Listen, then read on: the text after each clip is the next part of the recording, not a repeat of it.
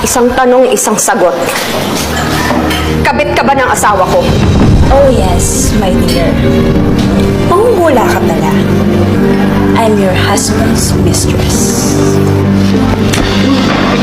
Kung napapagod ka na kakahabol sa kanya, ano pang hinihintay mo? Magmotor ka na.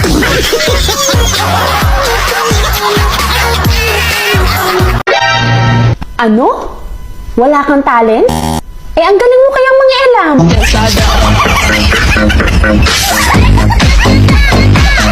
Ang sakit mo kasi magsalita pag galit ka. Sus, wala pa yan. Kung naririnig mo lang yung nasa utak ko, yung mga hindi ko sinasabi. Like ano, example.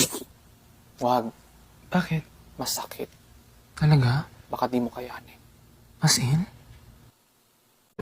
Ang pangit daw ng ugali ko. Totoo yun. Kamukha mo nga eh.